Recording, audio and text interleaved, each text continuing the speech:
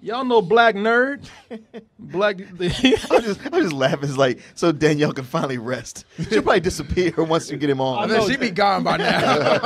It went smoothly. So we have a friend, old friend. A lot of people don't know that we know Andre Meadows, a.k.a. the Black Nerd. There are plenty of Black Nerds out there, Martin. Sure. But this is the. He is the Black Nerd. Black comedy nerd. Black comedy nerd. You ain't had no Black Nerd comedy until you had his comedy. Exactly. He's blown up over the internet over the past few years, and to the point where people are like, oh, you know Black Nerd? And you're like, yeah, what about it? Fucking shit. Can I teach you? Yeah. hey, man, but great for him, though, because he's been working it for a while. Oh, he has. Yeah. And it's funny because Danielle set up she went ahead and got a hold of him. I've been telling her that we know him, but every time she talks, it's almost like she's starstruck by him. Oh, have you talked to the Black Nerd?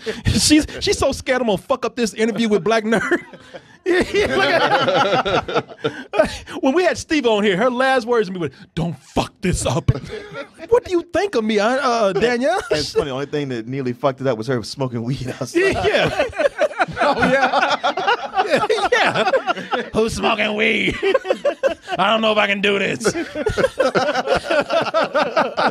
Let me go ahead and see if I can call him up. He seems to be ready. Black Nerd Comedy. Hello. Hey, What's up, man? Dr. How's Gray. it going? Hey, you don't have any you don't have video? Oh, hold on. Yeah. I got video. Then put that shit on, goddamn. Fucking nerds, man. There he is. There he is. There he is, Black Nerd Comedy. What's up, man? I am doing well. How are you guys doing? Andre, I mean, you look good with the beard, or what do you call it, goatee there. Oh, thank you. Yeah, That's called age. Well, you ain't got that gray down here like I Yeah. do, brother. I don't want to hear that shit. Hey, man, I'm glad to talk to you, man. It's been a while. We only used to see each other at Comic-Con. Yeah, it's usually like Comic-Con or some convention like that, or the occasional Austin trip. I catch up with you guys. But yeah, it's been good. But I listen to you all the time, straight up. I've been listening to you guys. I listen to Spill, listen to this. I catch up with you guys all the time, man. So it's been great. First, let me introduce everybody here. Yeah. Have you met Mr. Corey Goodwin? I have not. I've heard him. Corey. What's up, man? How's it going? Andre. How's it going, man? I'm How's sorry, it going? Black Nerd. Black Nerd. Hello, sir. How are you? So polite. And Tommy McGrew over here. What's going on, man? I'm in McGrew. Facebook. I want to talk to you because you know Martin Thomas, of course. Oh yeah, of course. And I want to talk to you because a lot of people out there, we just talked about how people are trying to find success on the internet, and it's not an easy thing to do. But also, we've known you for a while, and I want to let people know we knew this motherfucker when he wasn't shit. All right? Yeah, but to be fair, we weren't shit either at the time. No, Not shit together. Andre. Y'all in the same toilet. Yeah. No, Andre. Maybe we weren't shit either, but Martin and I, we used to talk some shit about you, man. And Martin, let's just call it out, brother. I didn't. Andre, I feel close to you, brother. So I feel like I could be honest with you. Yeah. So Martin and I would be over at Comic-Con, and we look over and say, and Martin, we would say this to each other. He was like, "Look at this grown ass nigga on this Scooby Doo outfit. Can you believe?" And we'd be like, "Oh shit, he's walking towards us." Oh hey Andre, we just talking about shit, you, man. we know him. Yeah, we know him. Oh Andre, shit, that's a badass suit, man. Hey, man, you know what I loved about Andre in that suit was that he committed to it. He did. And we interview him on camera, and he would stay in character the whole time. He was. Black Nerd Comedy. No, I'm sorry. It was I'm Black Nerd Comedy. Yep. And if it makes you feel any better, I look back at those old videos and I say the same thing myself. I'm like, look at that grown. What was I thinking? For those who would need to be more familiarized with the Black Nerd Comedy, if you will, this guy started from humble beginnings, and we always tell you, stay in there, stay in the game for a little bit, stick with it, because he was young when he started this shit. I know. Now you see him on YouTube with all his fancy production and everything. Look at it. He's got money now. Can buy all kind of nerdy ass toys and shit. Look at that.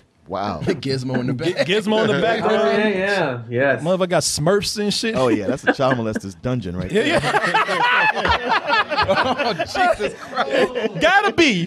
No, that man ain't getting no pussy with a Smurfs and shit in the background. Come on.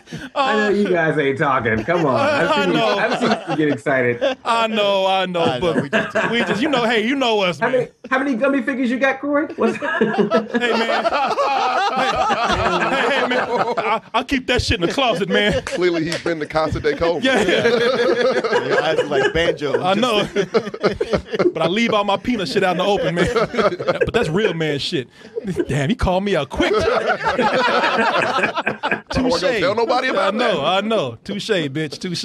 But this is him back in the day, that cheap ass webcam, sitting in a room, looking like a black serial killer and shit, and blew up. Why? Because his personality is so great. You have to learn how to hone in your personality, and if you hone that in, things will be afforded to you later. And this is listen to the audio. Look at the camera. Humble beginnings. Hi, I'm Andre Meadows. I'm a proud, certified black nerd. Like long walks on the beach. Are you sure that ain't gay black nerd? You're kind of cute, man, with that laugh. You got. I just, I got to Hollywood early. I was trying all angles, I bet plenty of women like that. No, they do. They do. He get plenty of white ass, man. That's you being a self-professed black nerd. You go to all these conventions. How many white girls do you have throwing themselves at you, man? No comment. See, he's playing this shit up like he's one of y'all. Like, oh, I'm a nerd. I like geeky shit. He's in this to fuck black nerd, white nerd women. I know what he's doing.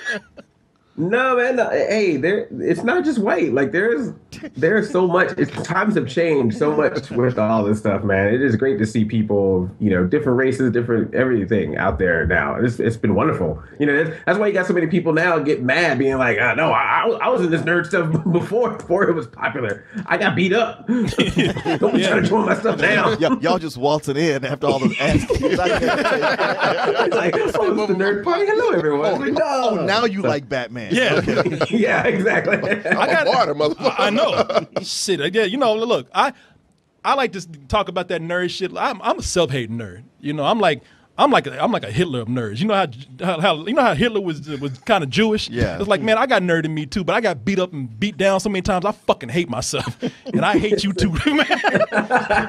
I read comics, I do all that shit, but I play dumb to the motherfucker. And y'all ain't gonna hurt me again. Who hurt you? Who is y'all? Yeah, The world. seriously. The real important question right now is, you hit it, man. You go to these conventions, it's a different world. Those girls be out there in those skimpy ass outfits. It used to just be Comic-Con. Like, you go to other conventions, you'd be like, yeah, man, these chicks, they're all about 4s and 3s. And then you go to Comic-Con, you're like, oh, shit. Yeah. But now I think it's everywhere. It's everywhere. No, and that's the thing, just conventions themselves. Like it used to be, you had San Diego, you had New York, maybe that was it. And now every single weekend somewhere there is some kind of comic convention, geek expo, fan convention. There's something going on. And now it's got to the point where it's not even just general stuff. Now there's specific events for a specific franchise and stuff. It is grown. Yeah. BronyCon. BronyCon, Oh, yeah. I ain't been to that one yet. I mean, they get so many fine people at these conventions. Even men would come in with their ass hanging out and shit. Oh, yeah. I swear, I some went dudes to, are going to BronyCon thinking they picking up bitches and take home some dudes, man. It's fuck the Playboy Mansion. Comic book conventions now are the place to go. How many of these fine ass cosplay girls have you brought home before, man? Man, you already asked him that. No, I want to know like You a getting fine. specific now. No, like one of them Mortal Kombat Here's chicks. the thing though, because it's getting better with the girls, but it's also getting better with the guys too. Like I went to an event at a comic convention, and like people were coming out dressed like Captain America, dressed like Thor, but they looked like them, and like like I'm coming out looking like Black Reject Thor, and then like sitting next to this guy who looks like real Thor. That's competition right there. So. Yeah, man. It's that's true. Guys work out now to show up to these things. Just for Comic-Con. I know, right? But they're getting ready. I mean, just to show you how nerdy he is. Like y'all think he's playing, but no, he goes deep with this. What makes me a nerd? Well, I've been nerdy all my life. Did really well in school. I was skipped kindergarten. Got a bachelor's degree in computer science. I was accepted to be part of a 5-week science program in Israel. Are you sure you're not white? Hey, are you sure you ain't a nerd in blackface? Cause Yeah, that's it. Urkel makes fun of me. That's how crazy that is. Yeah. Do you do this for a living? I know the answer, but you tell everybody. As of now, I guess I officially say that, yeah. And that was a tough thing to actually tell myself that, because you don't think that when you're, on your own or making videos or that kind of thing. But yeah, it is that plus the opportunities that I get from doing it, to combine. Yeah, it's an official career path that I've taken, which is crazy. So what brings in the most money for you? Because you're on YouTube, but I think you and if it is just YouTube that is doing it for you, what's your strategy for kind of getting attention and helping your channel grow? Yeah, well, it's a number of things. I mean, YouTube itself has its own ad revenue program where, if you all the ads that pop up, if you don't have them blocked, that's what usually brings in some revenue. But then I also will do events, or sometimes I'll work with a company, and then that sort of brings in like a brand sponsorship. I think you guys done that before too. But as far as YouTube, man, it's a lot of just, like you said, finding that voice. Like just finding how you want to present your content. And I think it's a lot harder now than it has been, because there's so many people trying to jump into it. And I think a lot of people see those that are, already doing like movie reviews or gameplay or that kind of stuff, and they're just kind of mimicking what they see. And it's not really the best way to do it. You can still do those things, but you got to have your unique voice. Like I said, I listen to you guys do movie reviews, and I can listen to somebody else do movie reviews, and you can talk about the same movie, but I enjoy watching both you guys because I know you guys' style of reviewing is going to be different from another person. So it's that voice is really the key thing. Ting. Yeah, no. Well, now we saw where he started. Can we see some of where he is now? Now let me go here and take a look at some of the stuff that he has. Hi, I'm Andre, I'm a black nerd, and it's that time of year again. Black Friday shopping is officially over. It's time for me to do a Black Friday heist. Everything is awesome. This is a special new edition of the Lego Movie that actually came out. It has a whole new disc on Blu-ray of extras, including a How It Should Have Ended short. So congrats to How It Should Have Ended for officially being in the Lego Movie DVD set. Damn, you were geeking the fuck out, man. For real, man. Lego Movie, Jurassic World. Man, you must have been broke as fuck when you were a kid, because you were excited to have these toys now. Yeah. I want you to take a look at this, people. Nothing huge going on. He's just going in and being himself. People love it when you're yourself. Hi, I'm Andre, I'm a black nerd. This has got to stop, okay? I am sick and tired of having to stay up late at night making these videos on my phone talking about some superhero movie trailers that show up during late night talk shows. And when did Jimmy Kimmel Live become the place for every trailer to drop? I mean, You're goddamn right about that. When that motherfucker get like, when he become like the mafia of trailers and Well, shit? now ESPN had Star Wars. They shit did, man. That's Disney. That's all there. That's Disney. Exactly. I understood why Captain America Civil ABC. War dropped during Kimmel, because Kimmel, Captain America, Marvel, all that is all Disney. It made sense. But this, why? They just had a Flash Arrow crossover 2-night event. That's where that should have been. Supergirl on CBS. So you should have shown it during Stephen Colbert. Why Kimmel? When did Kimmel become the place? Damn, Gizmo looked traumatized as hell back then. I've seen I know. things. Gizmo's like, I gotta listen to this shit every day. It's like, feed me after midnight. Get me out of here. I love Gremlins though, man. So you cool with me? That's one of my favorite movies of all time. man, I He's love mixing that. them with Smurfs too. Yeah. Boy, I'd love to see a Toy Story situation at night at his Yeah, place. right. No motherfucker come to light. That must be the craziest orgy you've ever seen. 100,000 views, y'all. Right there, just being himself. Sometimes a company will want me to do a video specific for them, or shout them out within the video, or I'll work with them on some particular project that may be on their channel or their content. So that kind of, I mix that in. So like all of that combined, yeah, that is the main source of income, is just creating content and working with companies on content as well. So How long did it take you to build those relationships with these people that they would come to you and ask you to do videos for them? well, I've been doing YouTube videos since 2007. And just kind of kept going since then. I played around with other websites that were around that are not around anymore, and or to try different other platforms.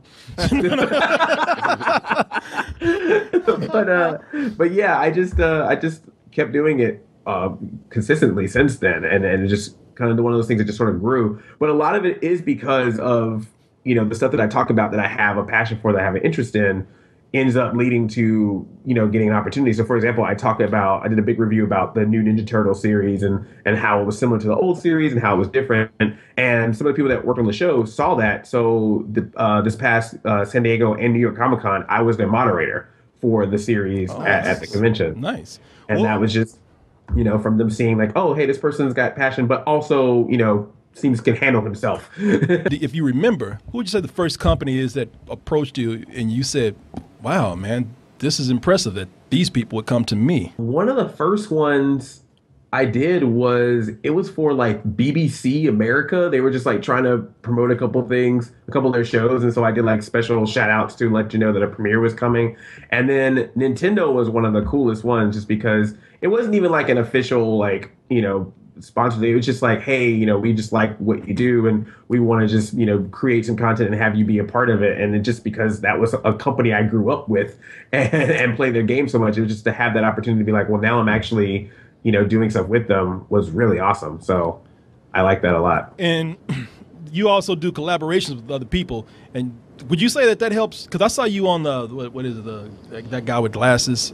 Yeah. Nostalgia Critic, yeah. Nostalgia Critics. So yeah, I think that really does help out a lot if you can work with other people. Particularly if you got people who do similar things or have similar interests, it works out really well. It's a tough thing to do because it kind of has to be like a two-way street. Like you got to provide something as well as them providing you. Because some people always look at it as, okay, I'm going to work with this person that's bigger than me, and that's going to help me out. And it's like, well, that other person might need some some help too, or just want to make it like it's a little bit more even. Look, man, if you're going to tell us no with a collaboration, just come out and say it. Shit, you ain't got to beat around the fucking bush.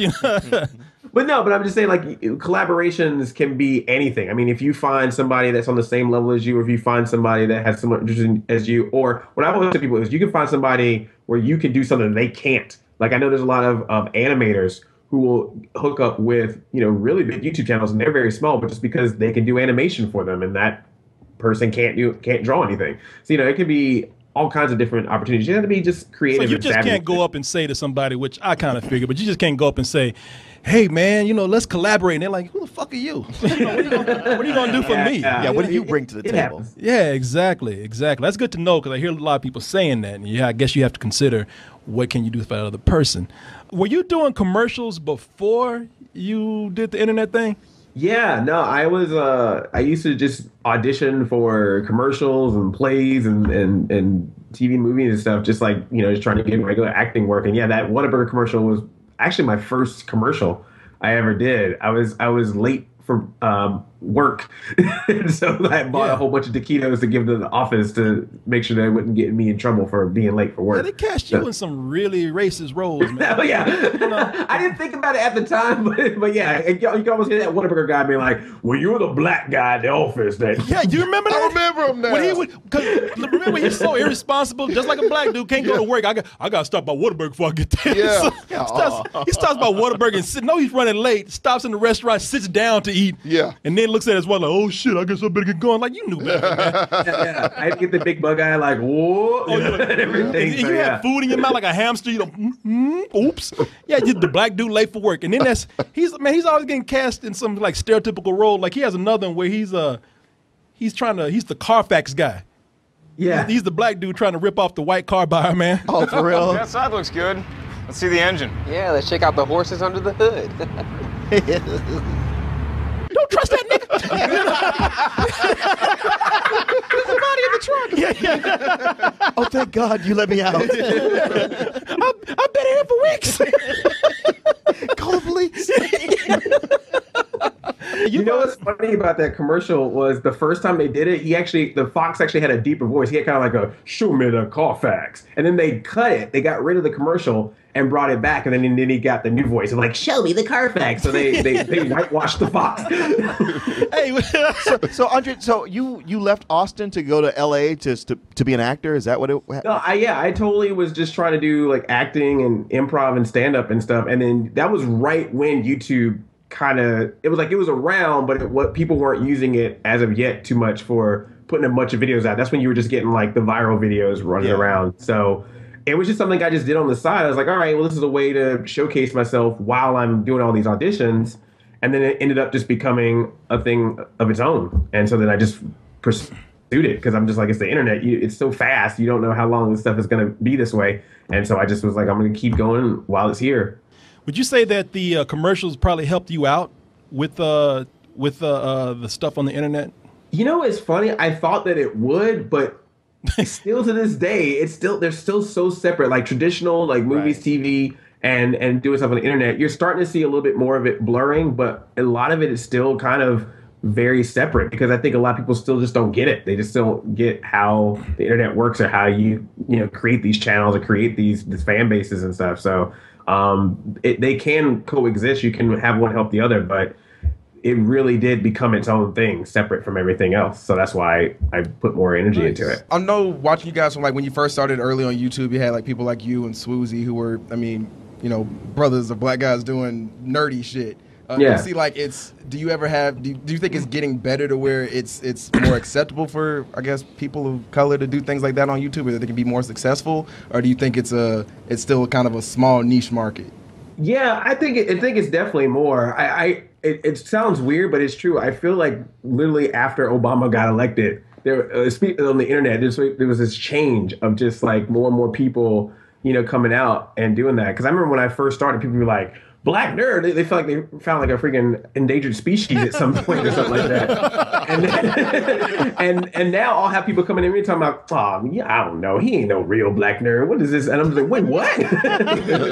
Tides of turn and everything. But no, it's definitely gotten better. But if you look around, some things are different and some things are still the same. The most common question I get all the time is, why do you call yourself black nerd? What if I call myself white nerd? Is that racist? And all this kind of silly stuff. But fuck, it's the whiz all over. Yeah. Why can't we have a white whiz? Sometimes you just can't say anything. Be like that Indian got that tear coming out your eyes. And just Tell me what it is. So how often do you make it back to Austin? Because I imagine you still have family here?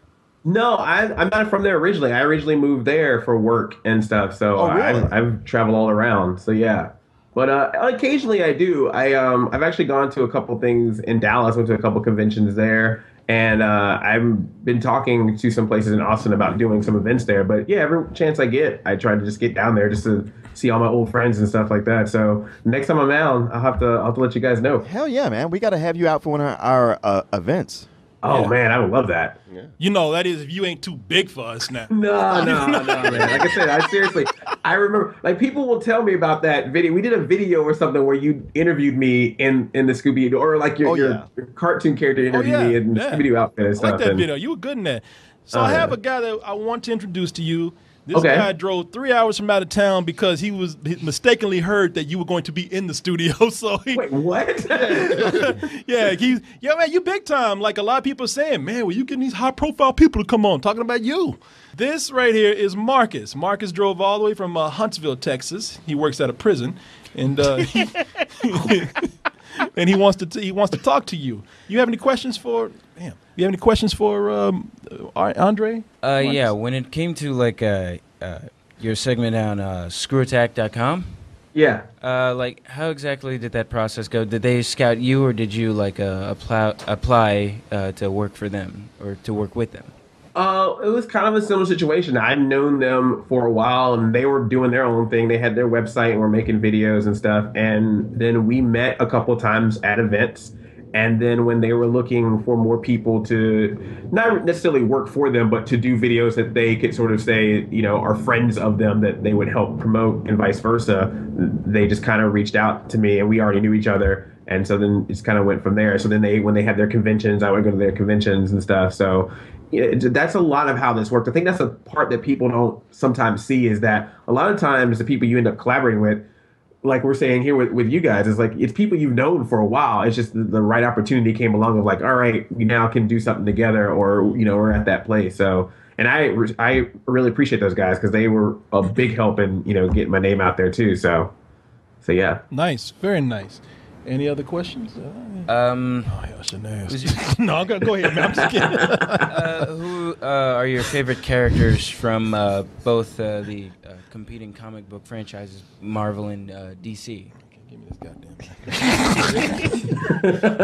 thing. This feels like my YouTube comments. It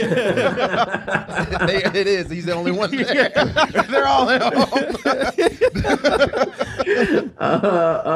Yeah, I would say DC. Like, yeah, I grew up with Batman. I mean, I grew up with Batman all the way back to like the Adam West series and everything. So I'm a big Batman fan.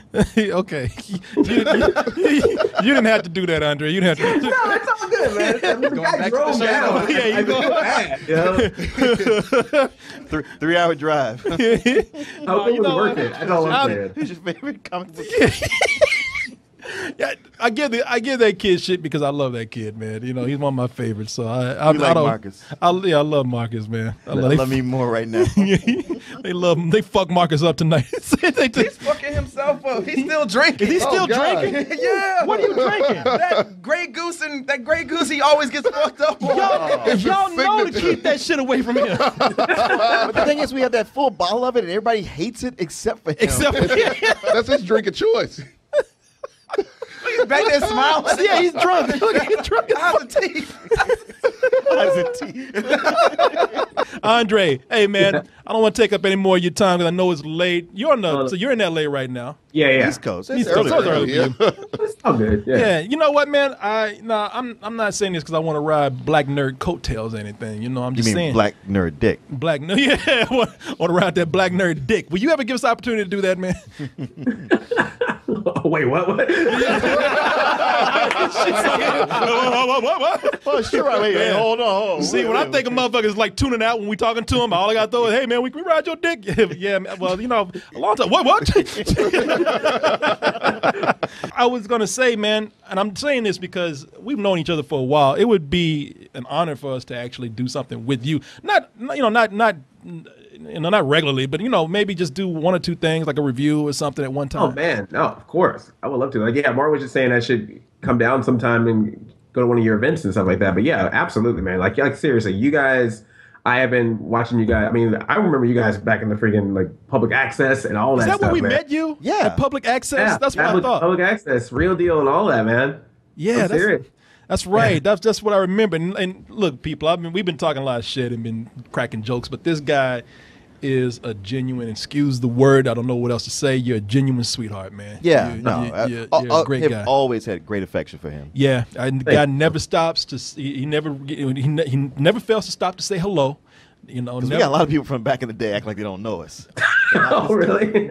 No. Man, I ain't gonna call nobody out, but a lot of fake ass motherfuckers. That's why I don't. Shots fired. Yeah. Hey man, I got a few of those on my list too. I know what you're talking about. But you are always cool. You've never forsaken thou. So hey, I appreciate people doing their thing and working hard like you guys are doing. So I respect. So mutual respect, man. And we keep threatening to come to LA. We do that. You got to come party with us. That's right. Andre, pleasure to talk to you, man, and it's a very heartfelt congratulations from us. And thanks, man. I can't help but wish you more success. You deserve Absolutely. it. One of those guys. You one of the few people I don't want to ever say fuck you to. So it won't stop him from doing it. He doesn't want, but I hesitate when it comes to you. So. Fuck you. I mean, thank you. And Andre, it's been great talking to you, man. Yeah. You guys too, man. Thank you guys so much. Right. And same to you. Much success. Talk to you later, man. Bye-bye. All right. Peace. Love that dude. Love that dude. Very nice guy. Well, it's funny. I would tell people, what was cool about him, or what is cool about him, he'll come in and every now and then he'll do a comment on something that we do, and people be like, you guys know Black Nerd? And I ain't gonna lie, for a while, like, yeah, who the fuck is he? Yeah, right. And I'm like, oh, he is. So, right? Yeah. One more time. If you want to find his YouTube page, go over to Black Nerd Comedy. It's got over 400,000 subscribers there. 434,228. And multiple pages. And multiple pages, too. This guy's been working his ass off for a long time, so that stuff doesn't happen overnight. Yeah, that's the thing. When somebody's like, yeah, I'm inspired by you guys. How can I do what you did? Well, you can start 20 years ago. Yeah. Yeah, don't be like 65 years old saying, how can I do what you do? Yeah, brother, you ain't got no time. Old nerd comedy.